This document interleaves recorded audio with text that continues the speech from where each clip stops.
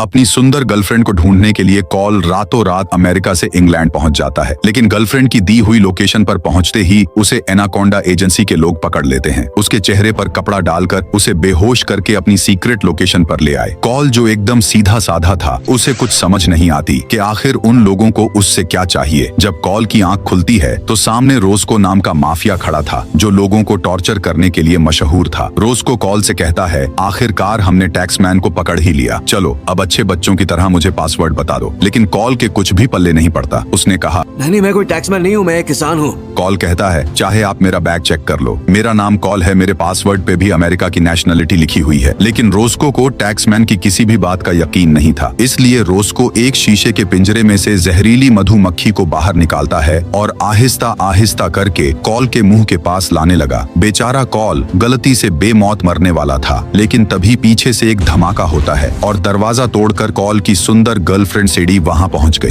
अंदर आते ही सेडी ने रोस्को के सभी चेलों को जान से मार डाला, लेकिन आखिर में रोस्को बचता है। वो सेडी से कुछ कह पाता इससे पहले ही सेडी ने उसका भेजा उड़ा दिया, फिर उसकी फोटो खींचकर रोस्को को एक गड्ढे में गिरा देती है। इसके तुरंत बाद सेडी ने कॉल की रस्सियां खोली और उसे अपने साथ चलने का बोला। कॉल अपनी गर्लफ्रेंड का ये रूप देखकर चौंक जाता है। सेडी ने कॉल से कहा, ये वक्त हैरान होने का नहीं बल्कि इन गुंडों से बचने का है। अलार्म बजे उससे पहले हमें यहाँ से निकलना होगा। उसने कॉल को एक पिस्तौल दिया और अपने पीछे पीछे रहने का बोला। फिर वो दोनों आहिस्ता आहिस्ता करके गुफा से बाहर निकलने की कोशिश करने लगे, लेकिन रास्ते में उन्हें रोस्को के आदमी घेर लेते हैं। मगर सेडी भी कुछ कम नहीं थी, वो अपने सामने आने वाले हर सोल्जर को मौत की नींद सुला देती है। एक पल तो ऐसा आया जब हर तरफ से सोल्जर उन दोनों पर टूट पड़े, लेकिन सेडी ने कॉल को झुकने का कहा और खुद चारों तरफ घूमकर सभी गुंडों को जहन्नम की टिकट थमा दी। फिर वक्त जाया किए बिना सेडी कॉल को लेकर गुफा से बाहर आ जाती है। बाहर निकलते ही कॉल ने देखा कि अब वो लंदन में तो बिल्कुल भी नहीं है। सेडी कहती है, नजारा बाद में देख लेना, अभी फिलहाल यहाँ से भागो, क्योंकि उनके पीछे एनाकोंडा गैंग वाले हाथ धोकर पड़ चुके हैं। ये वही गैंग है जिसके लिए रोस्को काम किया करता था। कॉल और सेडी दोनों पहाड़ से नीचे कूद जाते हैं और नीचे आते ही सेडी ने एक बस को हाईजैक कर लिया। सभी पैसेंजर्स को नीचे उतारकर वो बैग गेयर के अंदर ही बस को चलाने लगती है। सामने से एनाकोंडा गैंग हथियारों से लैस गाड़ियों पर उनको मारने आगे बढ़ रहे थे, लेकिन सेडी ने एक ही झटके में अपने पीछे आने वाली गाड़ी को टक्कर मार दी।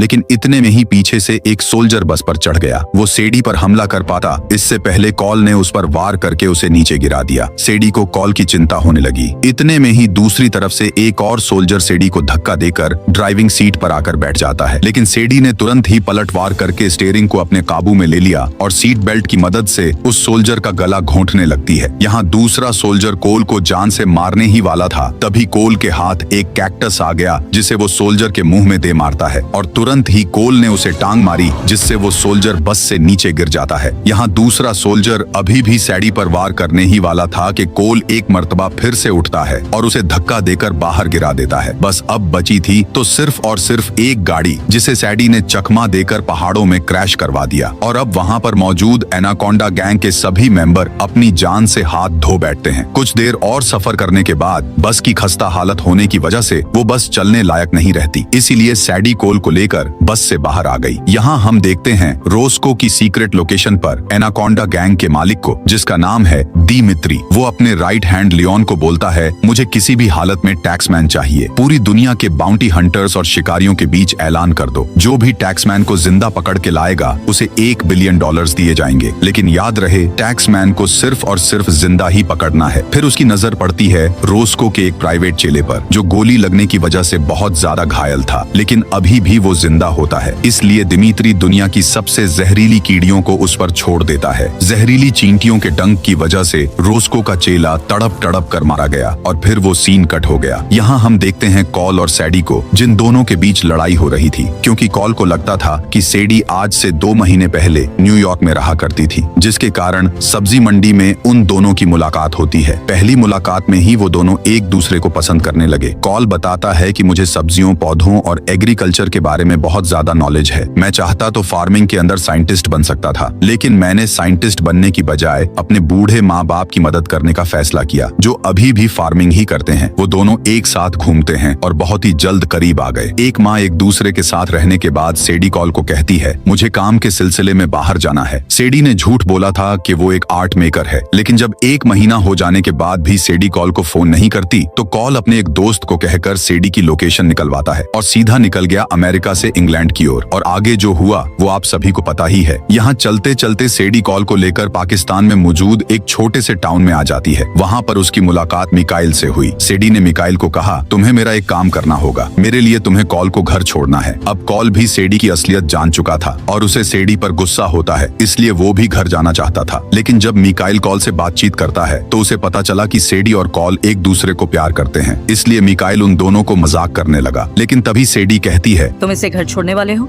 या नहीं? और जाने से पहले सेडी एक मर्तबा फिर वापस आई और उसने कॉल को कहा, आज के बाद फिर कभी मुझे कॉल मत करना। इतना कहकर सेडी वहाँ से चली गई। मिकाइल कॉल को लेकर एयरपोर्ट की तरफ निकलने लगा तो मिकाइल कहता है, यह सारा एरिया मेरे अंडर है और समझ लो मैं ही यहाँ का बादशाह हूँ। ये मेरा इलाका है, मेरी मर्जी के बिना परिंदा भी पर नहीं मार।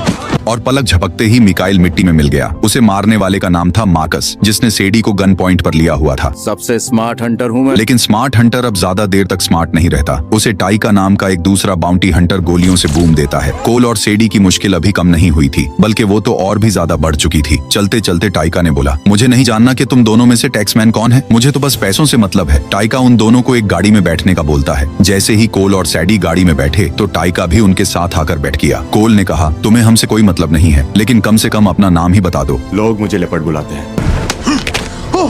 लेकिन अब लैपिड का भी शिकार हो चुका था। उसे मारने वाला जोर्डी नाम का बाउंटी हंटर था। वो उन दोनों को गाड़ी से निकालकर पैदल ही अपनी कार तक ले जाने लगता है। कोल ने कहा, तुमसे पहले दो बाउंटी हंटर ऊपर वाले को प्यारे हो गए, अब तुम अपने इर्द गिर्द सावधानी बरतना। लेकिन जोर्डी ने बोला, मुझे कोई डरा नहीं सकता। लेकिन एक तेज तरीन कार जोर्डी को कुचल देती है। उसमें से कोई और नहीं बल्कि पहले वाला बाउंटी हंटर मार्कस था, जो अभी तक नहीं मरा। लेकिन जैसे ही वो गाड़ी से बाहर निकला तो वो भी मर जाता है। सेडी ने तुरंत ही उसकी गन ली और कहा, बताओ दिमित्री कहाँ मिलेगा। और अगले ही पल वो सीन कट हो गया। फिर हम देखते हैं कोल और सेडी को, जो दोनों दिमित्री की तरफ जा रहे थे। कोल ने कहा, पहले तो मुझे ये बताओ कि सब लोग मुझे टैक्समैन क्यों समझ रहे हैं और उन्हें पासवर्ड किस चीज का चाहिए। आखिरकार सेडी सब कुछ सच सच बता देती है। सेडी ने कहा, मैं एक CIA एजेंट हूँ। CIA में एक टैक्समैन था, यानी एक गद्दार। उसने CIA का सबसे घातक हथियार एनाकोंडा गैंग को बेच दिया। लेकिन जब पासवर्ड बताने की बारी आई तो वो एनाकोंडा गैंग से पासवर्ड के अलग से पैसे मांगता है। लेकिन एनाकोंडा गैंग वालों ने उसे जान से मार दिया। उन्हें लगा शायद वो पासवर्ड को खुद ही क्रैक कर लेंगे, लेकिन ये उनकी सबसे बड़ी भूल थी। पासवर्ड किसी ऐसी चीज में छुपा है जिस पर किसी का ध्यान न जाए। कोल ने कहा, तुम ये सब कुछ एनाकोंडा गैंग वालों को क्यों नहीं बताती? कम से कम वो मेरा पीछा तो छोड़ेंगे। मेरी तरफ से तुम भाड़ में जाओ। लेकिन तभी सेडी ने कोल के मुंह पर जोरदार घूंसा जड़ दिया और अगले ही पल उसे लेकर आ गई दिमित्री के पास। लियोन उसे बाहर निकालता है, लेकिन इतने में वहाँ पर दिमित्री भी आ गया, जो कोल को देखकर कहता है, तो तुम हो टैक्समैन। दिमित्री कहता है, लियोन तुम दोनों को एक छोटी सी फ्लाइट में लेके जाएगा। फ्लाइट के दौरान चुपचाप लियोन को पासवर्ड बता देना, जिससे मैं दुनिया का सबसे घातक हथियार खोल लूंगा और घर बैठा बैठा ही पूरे अमेरिका को राख में बदल दूंगा। यह सुनकर कोल और सेडी परेशान हो जाते हैं। लेकिन तभी सेडी कोल के पास आकर उसके पेट में एक मुक्का मारती है। सेडी ने कहा, तुम मुझे इसके साथ क्यों फंसा रहे हो? मैं तुम्हारे लिए इसे जिंदा पकड़ के लाई। अब तुम मुझे पैसे दे दो और मैं चुपचाप चली जाऊंगी। लेकिन दिमित्री कहता है, माफ करना, मैं तुम्हें 1 रुपया भी नहीं दूंगा, इसलिए चुपचाप लियोन के साथ चलो। दिमित्री ने कहा, लियोन याद रहे, पासवर्ड गलत मत हो, वरना ये हथियार एक्टिवेट हो जाएगा।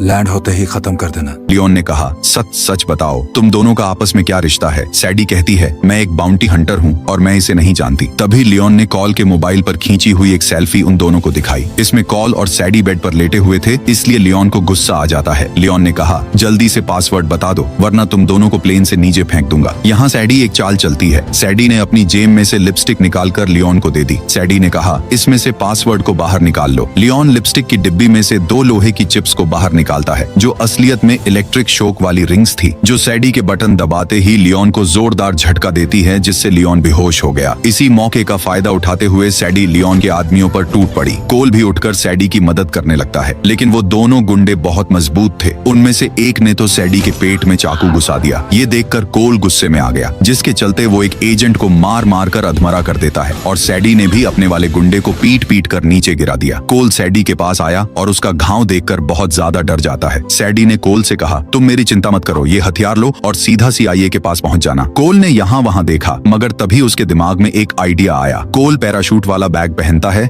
और सैडी को उठाकर जेट का दरवाजा खोल देता है और दोनों एक आइलैंड पर क्रैश हो गए। ठीक 6 घंटों बाद सैडी को होश आती है। सैडी ने देखा कि कोल अभी भी उसके पास ही मौजूद है। कोल ने पैराशूट की मदद से एक छत बना दी थी, साथ ही साथ उसने सैडी के घाव पर जड़ी बूटियों की मदद से इन्फेक्शन को फैलने से रोक दिया। सैडी ये देख बहुत खुश हुई कि कोल वहाँ से भागते वक्त अपने साथ हथियार ले आया था। इसी तरह रात हो जाती है और वो दोनों आग के करीब बैठकर उनके साथ जो कुछ हुआ उसे डिस्कस करने लगते हैं। वो दोनों एक मर्तबा फिर से करीब आ गए और सभी लड़ाइयाँ भूल कर एक हो जाते हैं। जब सुबह हुई तो हमने देखा कोल को जो आग जलाने के लिए लकड़ियाँ इकट्ठा कर रहा था, लेकिन जंगलों में से होता हुआ लियोन अपनी तेज तर्रार गाड़ियों में बैठकर कोल और सैडी के पास पहुंच जाता है। वो उन दोनों पर अंधाधुंध गोलियां चलाने लगा, लेकिन सैडी एक टूटे हुए दरख्त के पीछे छुप गई। उनकी किस्मत अच्छी थी कि पीछे से CIA वाले भी वहां पर पहुंच जाते हैं, लेकिन लियोन ने तुरंत कैंप में मौजूद हथियार को उठाकर वहां से भागना शुरू कर दिया और ना चाहते हुए भी कोल और सैडी हथियार के बिना ही CIA हेडक्वार्टर्स में पहुंच गई। हेडक्वार्टर्स में एजेंट कर भी उन दोनों का लाई डिटेक्टर टेस्ट करता है। कुछ भी झूठ या फरेब न मिलने की वजह से सैडी को CIA ब्रांच की हेड के पास ले जाया गया। CIA की हेड बोलती है, सैडी जब तुम्हारे पास पासवर्ड नहीं था तो तुम दिमित्री के पास क्या करने गई? सैडी ने कहा, मैं उससे वो हथियार वापस छीनने गई थी लेकिन नाकाम हो गए। यहाँ हम देखते हैं एजेंट कर्बी को जो कोल से पूछताछ कर रहा था। उसने कोल को पिछले टैक्स मैनी यानी CIA के गद्दार की फोटोज दिखाई, जिसमें कोल ने तुरंत ही एक चीज नोटिस कर ली। कोल ने कहा, ये जो पौधा है ये पौधा हमारे अमेरिका में नहीं होता, ये पौधा पाकिस्तान, इंडिया और बांग्लादेश में होता है, इसलिए एक मर्तबा इस पौधे का DNA बाहर निकालो। हो सकता है पौधे का DNA ही पासवर्ड हो। कोल के कहने पर CIA वाले जब उस पौधे का DNA बाहर निकालते हैं तो DNA का पासवर्ड हथियार के पासवर्ड से मैच कर जाता है। क्योंकि हथियार CIA के अंदर बनाया गया था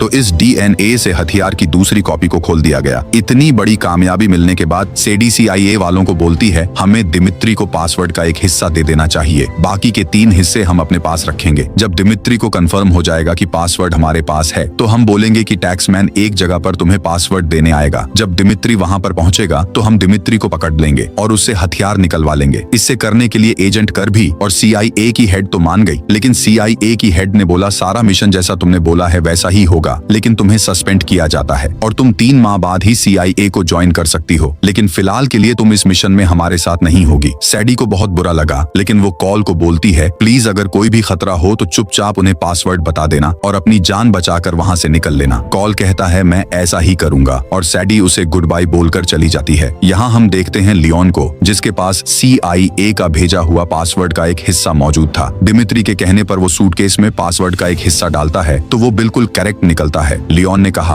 हो सकता है ये कोई चाल हो, मगर दिमित्री लियोन से कहता है, हमारे पास और कोई चारा भी नहीं है। इतने में वहाँ पर गीसू नाम का बहुत अमीर आदमी आ गया, जो दिमित्री को कहता है, तुमने अभी तक हथियार के सूटकेस को नहीं खोला, तुम्हारे पास 2 दिन है, जल्दी से इसे खोल लो। 2 दिन खत्म होने के बाद मैं तुम्हें जान से मार डालूंगा। यहाँ दिमित्री ने एक चाल चली। दिमित्री कहता है, 2 दिन बाद जिसके पास पासवर्ड है मैं उससे मिलने वाला हूँ, बेहतर यही होगा कि आप भी हमारे साथ चलिए, जिस पर गीसू मान गया। फिर हम देखते हैं कोल को, जो अपनी गाड़ी में से उतरकर उसी लोकेशन पर पहुंच जाता है जहां पर आज वो दिमित्री और गीसू से मिलने वाला है, लेकिन एक दूसरी गाड़ी में मौजूद CIA वाले उसके हर कदम पर नजर रखे हुए थे। अंदर आते ही कोल ने एजेंट कर्बी को बोला, आखिर तुम लोग कितने आदमी हो? एजेंट कहता है, हम सिर्फ 3 लोग हैं। ये सुनकर कोल हैरान हो गया। कोल ने कहा, तुम 3 लोग मेरी मदद कैसे कर पाओगे? एजेंट कर्बी कहता है, CIA के काम करने का यही तरीका है, हम ज्यादा रायता नहीं फैलाते और अपना काम करके निकल लेते हैं। लेकिन पता नहीं क्यों कोल को कुछ सही नहीं लग रहा था। कर्बी कहता है, तुम अपने मिशन पर फोकस करो। जब वो एक जगह पर टेबल में जाकर बैठता है तब हमने देखा एजेंट कर्बी की वैन को। जैसे ही उसका दरवाजा खुला तो सामने लियोन और उसके आदमी थे और उन्होंने एजेंट कर्बी को गोलियों से भून दिया। इसके फौरन बाद होटल में दिमित्री की एंट्री होती है, जो तुरंत ही गीसू को लेकर कोल यानी टैक्समैन के पास पहुंच गया। कोल के पास आते ही दिमित्री कोल को कहता है, माफ करना तुम्हारे साथी अब इस दुनिया में नहीं रहे। यह सुनकर कोल ने बिल्कुल भी ओवर रिएक्ट नहीं किया। कोल ने देखा कि उसके चारों तरफ से लियोन और उसके आदमी कोल को घेरे हुए हैं, लेकिन कोल यहाँ पर दिमित्री और गीसू को बातों में उलझाने लगते हैं ताकि वो किसी तरह इनका वक्त जाया कर सके। लेकिन दिमित्री यह बात अच्छी तरह जानता था। दिमित्री कोल के पास आता है और उसे कहता है, प्लीज ये नॉनसेंस बंद करो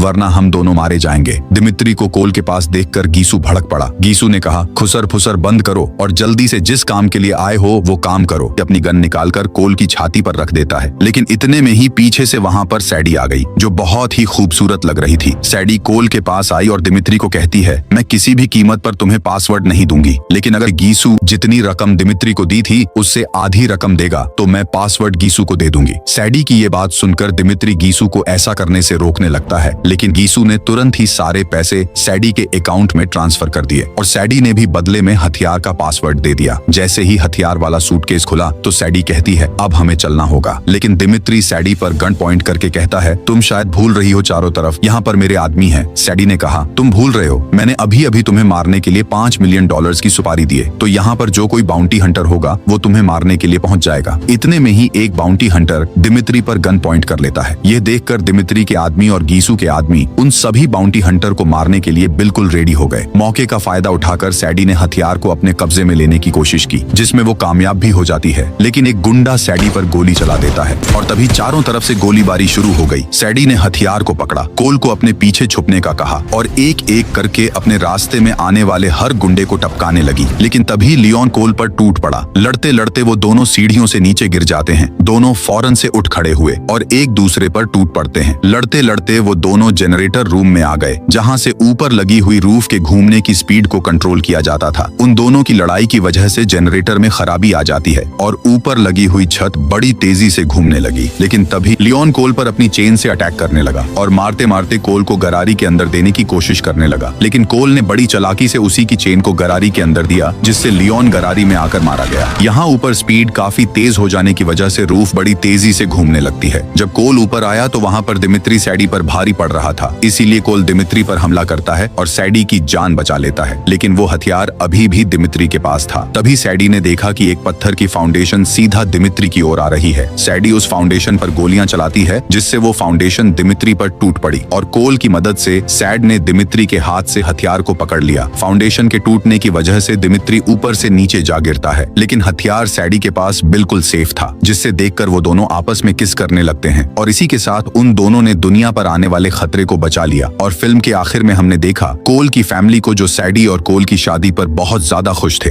इस तरह ये शानदार फिल्म अपने अंजाम को पहुंची। शुक्रिया दोस्तों।